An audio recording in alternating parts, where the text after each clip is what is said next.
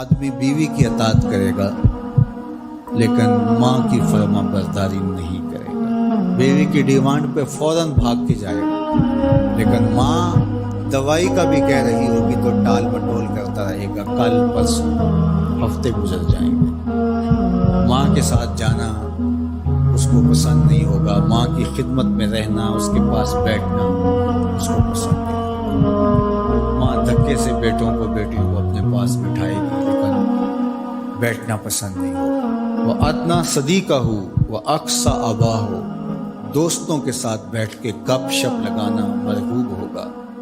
باپ کے ساتھ بیٹھنا پسند نہیں ہوگا، باپ کے پاس اولادیں نہیں بیٹھیں گی. اور یہ جو مصیبت آئی ہے اس نے تو گھر کے اندر بھی پاس بیٹھی اولاد کو بھی ماں باپ سے چھین لیا. وہ وہاں بیٹھ کر کے بھی حاضر باش نہیں ہے. آپ کو اس نے میں نے درس قرآن میں جو مضمون رکھا تھا اس میں ایک لفظ تھا وَبَنِينَ شَهُودًا، وہ بیٹے جو حاضر باش ہوں وہ نعمت ہوتے ہیں. جو باپ کی خدمت میں بیٹھے ہوں، باپ کے پاس بیٹھتے ہوں، باپ کے ساتھ جڑے رہتے ہوں، وہ نعمت ہوتے ہیں.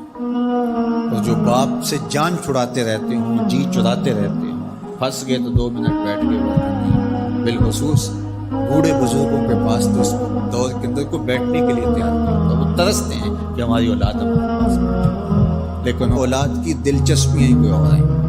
وہ انہیں اولڈ فیشن سمجھتے ہیں، پرانے زمانے کے لوگ تقیہ نوز، ان سے ہم بات میں کیا کریں، یہ ہمارے زمانے کی باتیں نہیں سمجھتے. جب تم ان کے زمانے کی باتیں نہیں سمجھتے تھے، انہوں نے ایک لفظ پانی اور روٹی سکھانے کے لیے کتنی محنت کی تھی تمہارے اوپر. تم تو کچھ بھی نہیں سمجھتے تھے، تم تو حرف و صوت سے آشنا نہیں تھے، تم تو لفظوں سے آشنا نہیں تھے.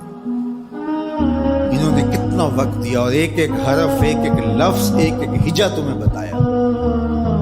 اور آج تم کہتے ہو یہ تقیہ نوز ہے. کہا یہ قرب قیامت کی علامت ہے کہ دوستوں کے پاس بیٹھنا مرغوب لگے گا، محبوب لگے گا، ماں باپ کی صحبت میں بیٹھنا اولاد کی تباہ میں نہیں ہوگا.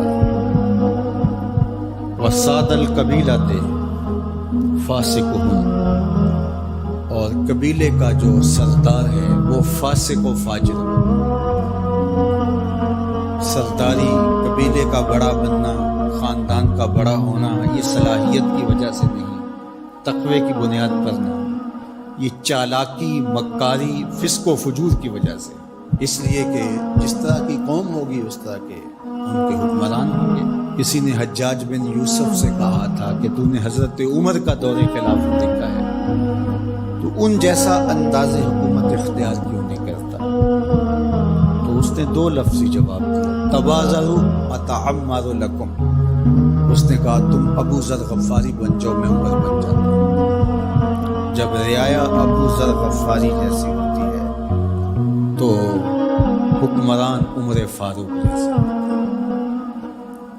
جب ہم چور ہوں گے، ہم خائن ہوں گے، ہم بدکار ہوں گے تو اوپر رحمتوں کی چھتڑیاں تو نہیں تانی جائیں گی، اوپر بھی پھر یہی کچھ ہوگا. ایک روایت میں آتا اعمالکم امالکم، تمہارے اعمال ہی تمہارے حکمران ہوں. فرمایا کہ وہ اس بات پہ قادر ہے کہ وہ تمہیں اوپر سے بھی عذاب دے سکتا ہے، وہ چاہے تو نیچے سے بھی عذاب دے سکتا ہے.